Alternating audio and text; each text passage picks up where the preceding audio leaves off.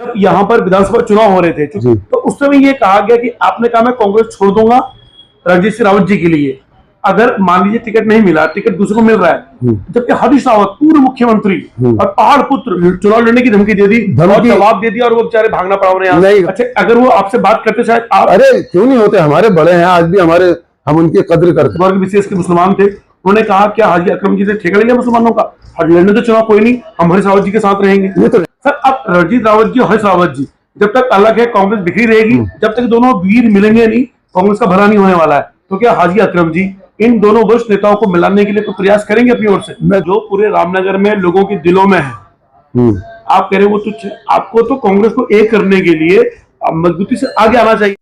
हाय मैं रवि के बिंदास बोल में आपका स्वागत है। आप देख रहे हैं रामनगर चेयरमैन हाजी अकरम जी के इंटरव्यू के पार्ट 2 को। दरअसल उनका मैं इंटरव्यू लिया था चुनाव के संदर्भ में नगर पालिका के, उनका इंटरव्यू पहले पार्ट में दिख चुके हैं, डिस्क्रिप्शन बॉक्स में लिंक भी दूंगा।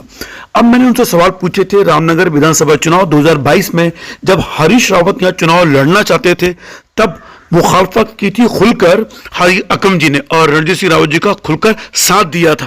उस समय यह कहा गया कि मुसलमान वोटों के ठेकेदार बन गए हाजी अकरम जी, उन पर सवाल लिया और हरीश रावत और रणजीत रावत को मिलाने के लिए वो क्या प्रयास करेंगे उस पर उन्होंने जबरदस्त बयान दिया है। हरीश रावत पर वो क्या बोले, अगर आप इंटरव्यू देखेंगे तो वास्तव में आपको भी बेहतर लगेगा और ये जबरदस्त बयान जरूर सुनिएगा। फिलहाल देखते रहिए रवि के बिंदास बोल। हमारे देश में कट्टरपंथी हिंदू, कट्टरपंथी मुसलमान, आम हिंदू, आम मुसलमान, इनके बीच में जद्दोजहद चल रही है, देश में नफरत का माहौल बन रहा है, उस पर आपका मुझे जवाब चाहिए। मैं एक शेर सुना दूं इसमें, मेरे आशियां का तो गम न कर ये जल रहा तो जला करे, मेरे आशियां का तो गम न कर ये जल रहा तो जला करे, मगर इन हवाओं को तो रोक देगा, सवाल सारे चमन का है।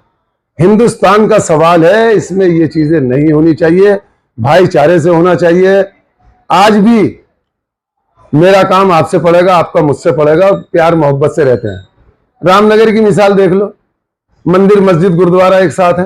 ये तो है, रामनगर में तो उससे कोई दौरा ही नहीं है। जब यहाँ पर विधानसभा चुनाव हो रहे थे, क्योंकि मुझे पहले इंटरव्यू लिया समय नहीं मिल पाया, आप मुझे नहीं जानते थे, मैं आपको नहीं जानता था, हम एक दूसरे को समझ चुके हैं। तो उस समय ये कहा गया कि आपने कहा मैं कांग्रेस छोड़ दूंगा रणजीत सिंह रावत जी के लिए, उनके लिए, और मैं खड़ा हो जाऊंगा इलेक्शन लेके। तो उस समय ये जो आपने दिखाई थी, लोगों ने कहा ये अपना अभिमान, अपनी अकड़ दिखा रहे हैं, तो वास्तव में अकड़ थी या रणजीत रावत जी के लिए प्रेम था? अकड़ नहीं थी, कोई अकड़ नहीं थी। मैं कांग्रेस से बंधा हुआ हूं, कांग्रेस टिकट नहीं देगी मैं हट जाऊंगा, लड़ने का अधिकार तो मुझे है ही, टिकट मांगने का भी है, नॉमिनेशन करने का भी है, तो इसमें अकड़ कहां है?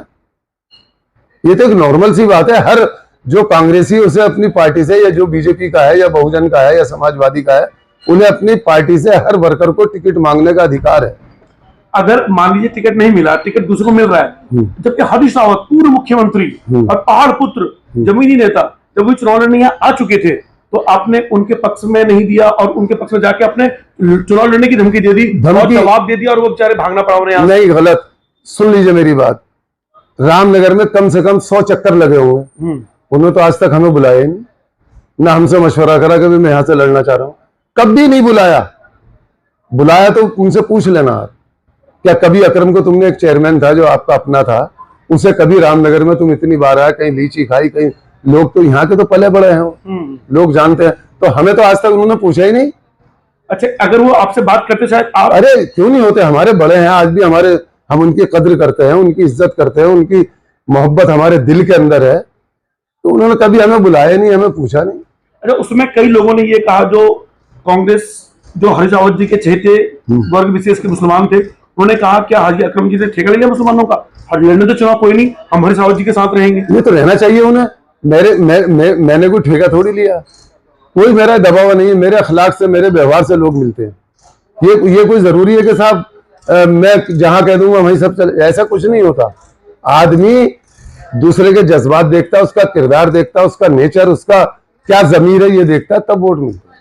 सर अब रणजीत रावत जी और हरीश रावत जी जब तक अलग है कांग्रेस बिखरी रहेगी, और भाजपा जिसको लोग राज्य स्तर पर तो पसंद नहीं करते, हालांकि मोदी नाम की लहर है, जब तक दोनों वीर मिलेंगे नहीं कांग्रेस का भला नहीं होने वाला है। तो क्या हाजी अकरम जी इन दोनों वरिष्ठ नेताओं को मिलाने के लिए कोई प्रयास करेंगे अपनी ओर से? मैं तो एक छोटा सा वर्कर हूँ, तुच्छ हूँ, मैं क्या मिला सकता हूँ इन्हें बड़े बड़े ठाकुरों को?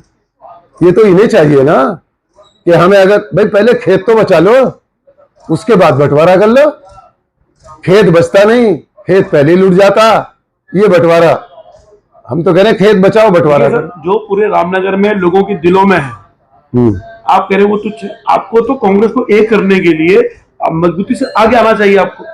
ऐसा है ना, न कारखाने में तूती की आवाज कौन सुनेगा? रवि बाबू ये बताइए। देखिए, इलाका बखान तो दिया हाजी अकरम जी ने, और यही इनका वजूद है, यही इनको हाजी अकरम बनाता है, और 5 वक्त के नमाजी हैं आप। हाँ बिल्कुल, हज भी कराया ना अल्लाह का। और देखिए, ये बहुत अच्छी बात है, हर किसी को अपने धर्म का, मजहब का सम्मान करना चाहिए, और सम्मान करते हुए दूसरे धर्म का सम्मान कोई हाजी अकरम नहीं सीखे। ये बड़ी चीज है सर, हमारे तो आदरणीय है। अच्छा, दूसरी एक चीज और सर, अब पत्रकार आपके पास विज्ञापन लेने आते हैं, आप उनको बिल्कुल नहीं देते, आपको तो मैं पहले काम करूंगा मैं। तो जो पत्रकार बेचारे, क्योंकि उनको अपना अखबार चलाना है विज्ञापन देने के लिए, तो उनका विज्ञापन नहीं देखिए, देते। मैं इसलिए नहीं देता हूँ, अखबार एक नहीं है आज की तारीख में। जैसा अमर उजाला है या दैनिक जागरण है या फला है, आज आ रहे हैं 50 अखबार। जरा जोड़ों से इनको पैसे देने में, जो पैसा वहां देता मैं वो यहाँ खर्च करता हूँ। खर्च करते हैं। जब मैं अपने ऊपर ही नगर पालिका का पैसा खर्च नहीं करता, मैं सरकारी गाड़ी यूज नहीं करता, कम से कम 50-60 हजार रुपए महीना बचाता हूँ। मैंने तमाम जो पहले 800 खंबे थे उसमें जाता था 3-3.5 लाख का बिल, जो खंबे हमारे लगे हुए स्ट्रीट लाइट के, और आज 28 क्या 3,000 होंगे, आज जा रहा है 55-60 हजार 80 हजार तक। तो सर अब ये बताइए, पैसा बचत करता हूँ, पैसा बचत कर रहे हैं आप, यानी कि एक अपने पैसों बचा के आप रामनगर के भविष्य के लिए काम करने काम के विकास के लिए लगाना चाहते हैं आप। अब एक बात बताओ, कौन नहीं चाहता मेरा फोटो आए अखबार में और देखे हाजी मोहम्मद अकरम, आज नया साल, कल पुराना साल है, आज ईद, बकरा ईद, होली। मुझे क्या करना, मुझे क्या दिखाना? मेरी तो जनता यहाँ अपने दिल पे मेरा फोटो लगा हुआ है, मुझे वही चाहिए और उसी की मुझे उम्मीद है। उम्मीद करता हूं कि आपको ये इंटरव्यू पसंद आया होगा। हरीश रावत जी और रणजीत रावत जी को मिलाने के लिए उनके प्रयास आगे क्या होते हैं, क्या वास्तव में वो मिलाना चाहते हैं, ये आपने देख लिया होगा। अगले एपिसोड में हम देखेंगे कि नगर पालिका में जो कूड़ा घर है, जो कभी बारात घर था, और वाल्मीकि समाज की जो समस्याएं हैं उन पर उन्होंने क्या कहा। रवि के बिंदास बोल देखने के लिए शुक्रिया। जय उत्तराखंड, जय रामनगर।